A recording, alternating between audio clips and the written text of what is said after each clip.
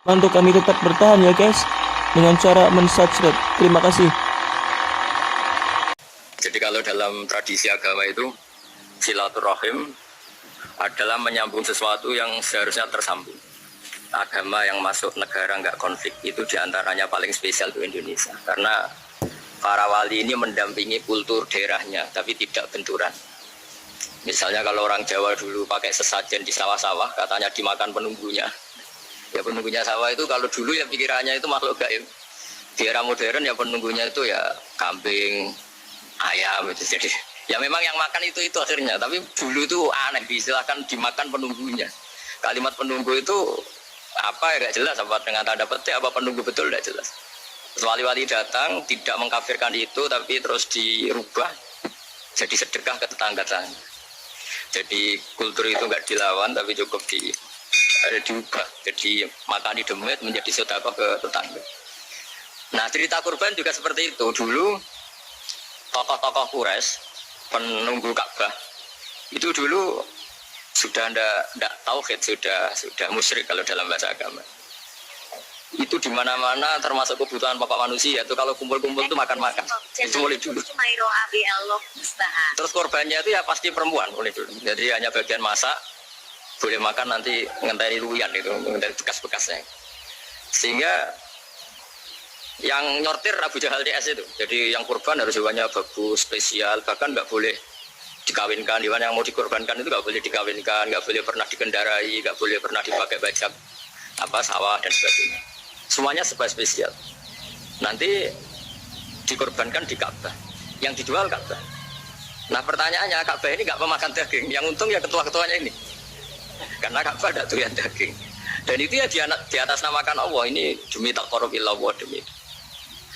Sehingga mereka bilang wa qalu hadhihi an'amu wa harsun hijrul la yat'amuha illa man nasa'u bisamihim.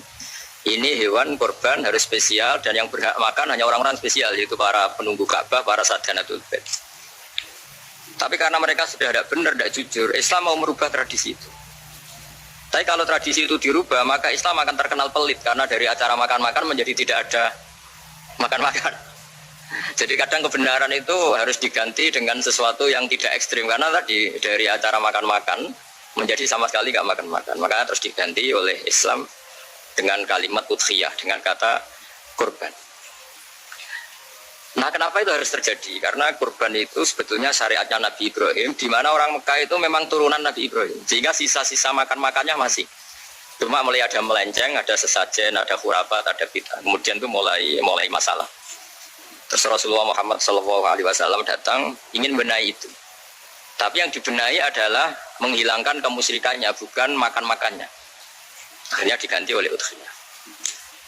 Nah kenapa ada korban? Kalau dalam banyak literatur Nabi Ibrahim alaihissalam itu Nabi yang paling dengan tanda kutip mengklaim kalau beliau itu orang paling sayang kepada Allah, paling dekat kepada Allah. Nggak ada yang dicintai selain Allah. Beliau memaklumatkan itu baik secara lisan maupun di gemuruh hatinya, di bisikan hatinya, di detak jantungnya, pikirannya seperti itu. Pas itu beliau belum punya putra karena beliau termasuk lambat punya anak. Suatu saat ditakdir punya putra yaitu Ismail. Pas seneng-senengnya jalan, pas seneng-senengnya punya anak, sama Allah disuruh nyembelih. Anak kamu harus kamu sembelih. Ibrahim kaget. Kenapa ya Allah? Kamu adalah orang yang sering ngomong bahwa yang paling kamu cintai saya. Tapi setelah ada anak kamu, kayaknya enggak. Protes Nabi Ibrahim, Pak. Yang benar Gusti, iya harus anak kamu. Karena beliau kadung janji, kadung komitmen yang paling dicintai Allah, tidak ada yang lain. Saya akan mencintai engkau ya Allah, meskipun harus korbankan anak saya. Singkat cerita, terus disyariatkannya korban itu. Ketika Nabi Ibrahim berkomitmen melaksanakan perintah itu, Ismail juga mau nurut, bersama Allah diganti oleh hewan kurban yang bernama kambing. Sehingga versi cerita itu bahwa Allah akan maklumi ketika orang mencintai Allah secara serius, bersamaan dengan itu orang juga mencintai anaknya dengan proporsi masing-masing. Itu di khazanah-khazanah yang saya baca. Versi kedua, tapi ini nanti nggak perlu dipertanyakan, itu versi yang paling baik, yang paling benar gimana? Yang tanya juga bid'ah, yang jawab juga bid'ah nanti. Karena itu wilayah yang kadang terjadi. Jadi kalau dalam ilmu hadis itu Kalau kadang terjadi, gua kamu unggulkan yang mana tetap saja yang terjadi hanya satu, mus kelewat. Beda dengan istihad solusi. Karena mau terjadi ya kita uji coba. Kalau nggak cocok yang A ya cocok alternatif B, alternatif C. Kalau sudah kelewat, mau gimana? Kalau salah ya salah aja kan. Versi kedua begini. Semoga versi kedua ini yang benar. Kalau ini benar, keren. Nabi Ibrahim itu memaklumatkan diri. Kalau dalam bahasa Arab itu idea itu mengklaim bahwa dia adalah orang yang paling sayang terhadap makhluk Allah, semua hamba Allah. Terus beliau diterbangkan ke langit. Diterbangkan ke langit, ke alam malakut. Ya tidak usah ditanyakan, tanya terbang gimana, ribet nanti itu. Setelah diterbangkan di langit, wa kadzalika nuri Ibrahim malakutas samawati wal ardh, diperkenalkan alam langit, terus dipertontonkan. Itu ada sekian hamba Allah yang nyabu, yang ngefly, yang dugem, pokoknya yang maksiat-maksiat itu. Ibrahim ditanya sama Allah, gimana itu mereka menurut kamu? Gamirhum, habisi saja Allah. Mereka makan rezekimu, hidup di bumimu, tapi mereka tidak mengindahkan engkau. Matikan saja. Sama Allah diturutin. Jalan-jalan lagi sampai 3 kali peristiwa tempat-tempat maksiat itu dihabisin sama Nabi Ibrahim. Beliau minta sama Allah supaya itu dihabis. Singkat cerita, terus beliau diturunkan sama Allah. Saat diturunkan, ya Allah tidak jawab, tidak apa. Allah itu punya sunnah, punya tradisi. Dengan nabinya itu tidak jawab. Suatu saat Nabi Ibrahim disuruh bunuh anaknya, disuruh nyembelih. Protes kan? Buat samrotu fuadi, ini kekasih saya, putra saya, kenapa engkau nyuruh membunuh? Terus kata Allah, kamu tidak ingat, di malam kamu saya mi'rajkan, melihat hamba-hambaku, dan itu yang bikin aku, dan saya cinta sama mereka yang bikin saya, kamu enak saja minta dibunuh. Segerian gantian saya yang minta, kamu tidak nurutin gitu. Kamu pas minta saya tidak tak pikir, langsung tak turutin. Kenapa saya yang sekarang minta kamu mikir? Tapi gua samrotu fuati, itu buah hati saya. Dan makanya makhluk-makhluk itu makhluk siapa? Saya yang bikin. Kamu enak saja nyuruh bunuh. Nah semenjak itu jadi kearifan kita. Makanya ada guyonan di dunia kia itu, ada anak perempuan, kan nggak lazim ya, perempuan pakai GL Pro kalau dulu, mungkin sekarang pakai ninja, pakai celana jin. Siapa itu? Ngeluput suwot. Siapa itu perempuan kok gitu? Ini ponakane jenengan Mbak Astagfirullah, muga-muga pangeran nyepuro. Jadi langsung rubah dari maksudkan menjadi ndak karena keluarga. Nah, jangan-jangan kebencian kita pada maksiat itu oke, kita wajib benci maksiat, tapi tetap ada catatannya. Kalau yang maksiat itu tidak orang yang terkait dengan kita. Coba kalau yang maksiat itu orang yang terkait dengan kita, itu anak kita, ponakan kita, mungkin istri kita, paling mintanya ya Allah ampuni. Sama-sama maksiat, yang satu minta dihabisin, yang satu kita minta diampuni. Fair gak kita sebagai manusia? Tidak fair. Tidak fair. Makanya kalau ada guyonan, ada supir salah dimarahin, pasti supir ini belum pegang rahasia. Tapi kalau sudah pegang kartu, si pastikannya punya apalah gitu, simpanan gitu. Wah ini pegang. Berani marah gak tuh?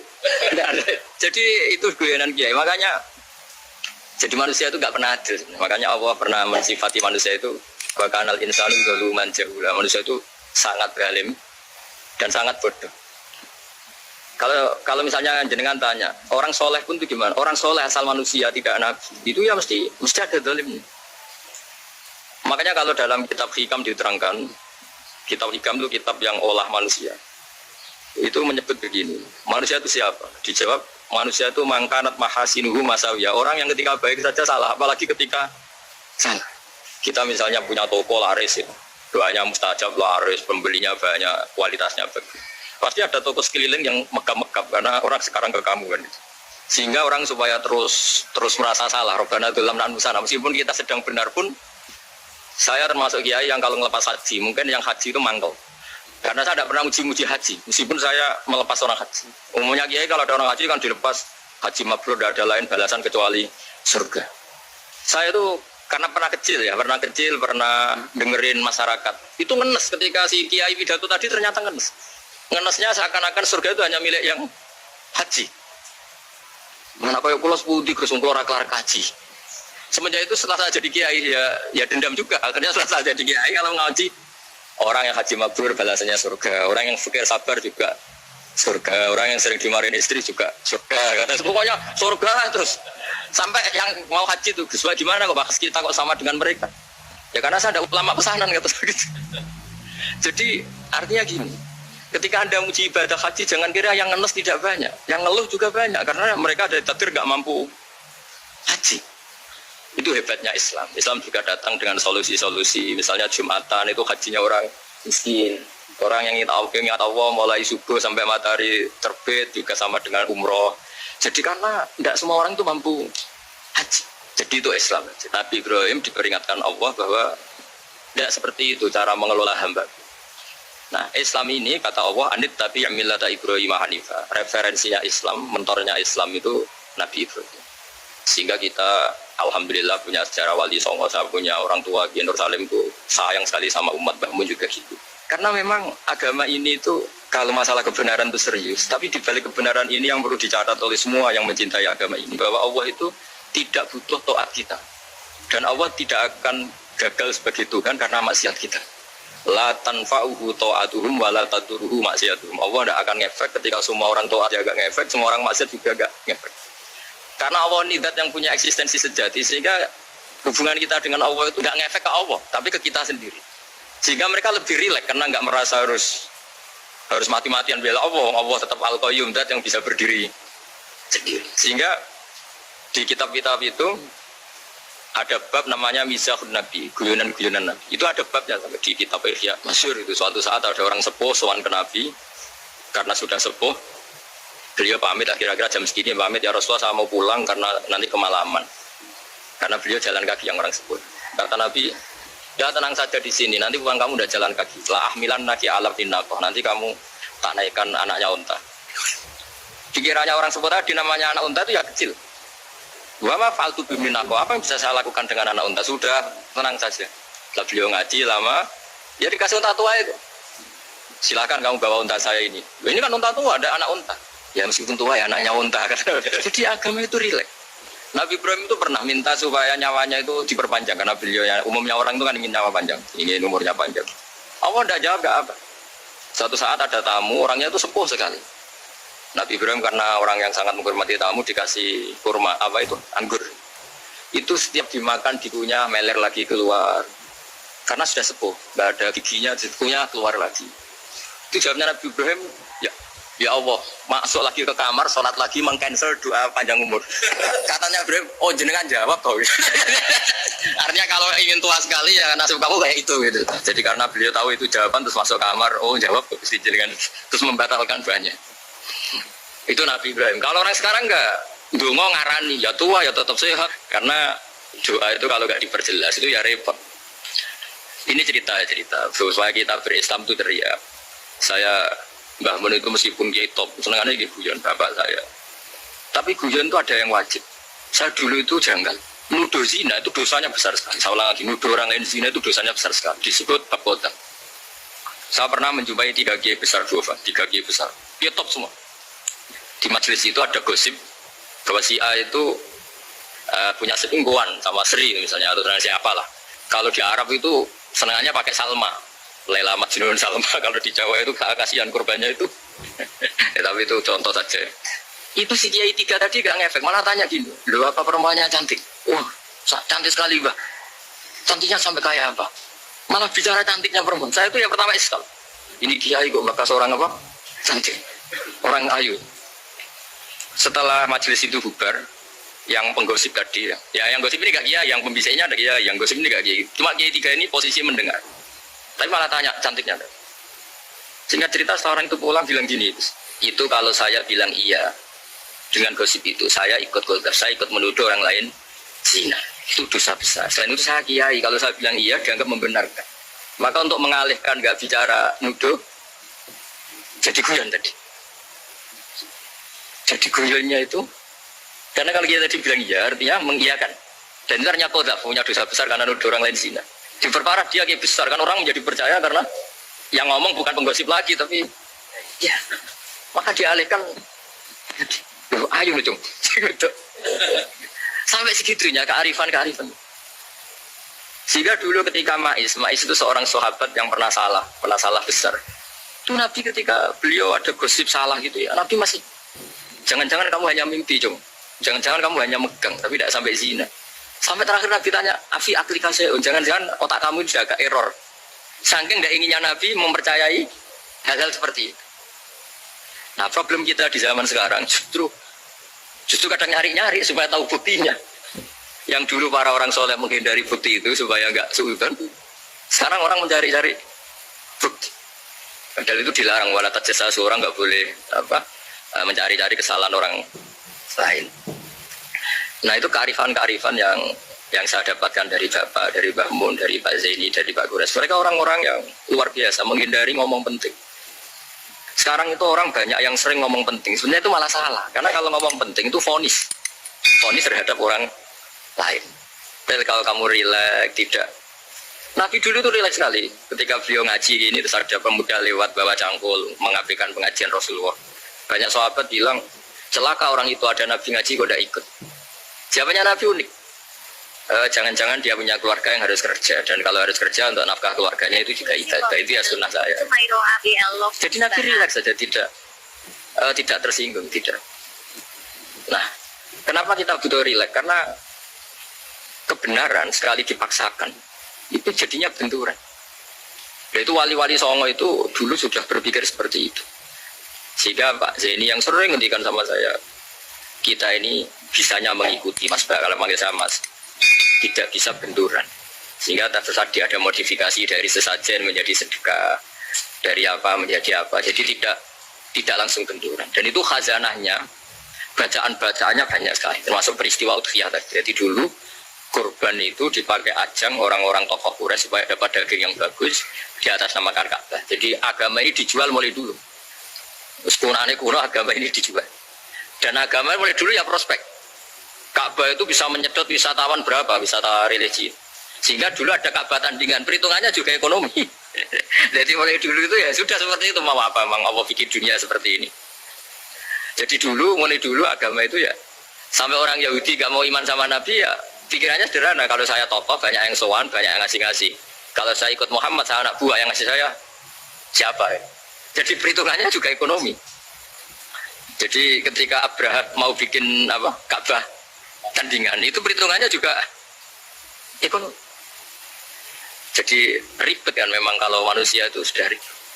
Tapi Islam ini datang bukan untuk itu, tapi memaklumi itu. Itu hebatnya Nabi Ibrahim. Ketika beliau berdoa, ya Allah, keluarga kami saya tempatkan di Mekah. Rabbana liyuqimus sholata faj'al af'idatam minan nasi tahwi ilaihim warzuqhum minas samarat. Cuma menurut Islam dibalik, ya Allah, kita ini ingin anak-anak kami ini bersujud kepada Engkau, ingin anak-anak kami ini melakukan sholat. Tapi mereka ini manusia yang untuk ketahanan hidupnya butuh makan, butuh rizki, butuh ekonomi. Maka tolong ekonominya dijaga ya. Jadi dibalik, demi sholat menjaga ekonomi. Jangan dengan demi ekonomi meninggalkan sholat. Jadi dibalik, jadi demi sholat menjaga ekonomi. Juga termasuk menjaga politik. Andai kan tidak ada orang Islam yang cakap politik, terutama yang soleh-soleh. Kemudian negara bikin aturan ala mereka, sholat dianggap larangan, pengajian dianggap larangan, juga repot. Makanya mulai dulu kiai-kiai itu ya politik, karena nggak ingin negara ini diatur oleh orang yang anti sholat, anti agama. Karena kalau negara terserah yang sedang jabat, kemudian yang jabat tidak soleh, bisa nganggap maksiat-maksiat tidak ilegal, yang pengajian justru ilegal. Nah, di sini kenapa banyak orang-orang soleh dulu ya rata-rata ya berpolitik mulai sebelum kemerdekaan sampai setelah kemerdekaan. Jadi itu ada filosofinya. Nah, bahwa ada oknum-oknum yang tidak seperti itu ya monggo, itu oknum. Tapi sebetulnya awal-awalnya kenapa banyak orang soleh yang politik, karena nggak ingin negara ini dipimpin oleh orang-orang yang anti agama, anti kebaikan. Sehingga berkahnya apa? Berkahnya negara ini berkonstitusi secara Islami. Meskipun tidak negara Islam, tapi tadi hak asasi manusia terjaga, hak belajar, hak beragama, hak ibadah. Coba bayangkan kalau kita jadi korut, Korea Utara kan pusing. Itu uniknya, lagi-lagi ini cerita uniknya. Itu mulai dulu itu tidak ada benturan. Ketika ada Masyumi, ada Partai NU, ada macam-macam. Muhammadiyah datang di Jogja itu Mbah Ahmad Dahlan itu teman dekatnya Mbah Hasyim. Saya tahu banyak tentang namanya dulu Darwis. Itu dulu ngajinya sama pernah buyut-buyut Yami di sini. Dulu ngaji Mbah Soleh Darat, Mbah Ahmad Dahlan sama siapa itu Mbah Hasyim. Ketika di Mekah yang Mbah Ahmad Dahlan ngaji Syekh Khotib Minangkabau itu ya sama Mbah Hasyim. Nah kebetulan Mbah Ahmad Dahlan hidup di Jogja yang zaman itu sudah khurafatnya kayak apa, karena ada sistem agama yang sangat menurut beliau sangat jauh dari Islam yang murni. Terus beliau revolusinya seperti itu. Yang Mbah Hasyim tempat di Jombang. Nah itu kan murni ilmu sosial, murni muqtadul khalq. Terus beliau punya metode yang berbeda, tapi nggak masalah, mulai dulu nggak masalah. Kemudian jadi kalau yang kadang-kadang memasalahkan tuh ya memang yang nggak tahu masalah. Sebenarnya dulu dia biasa aja, karena ya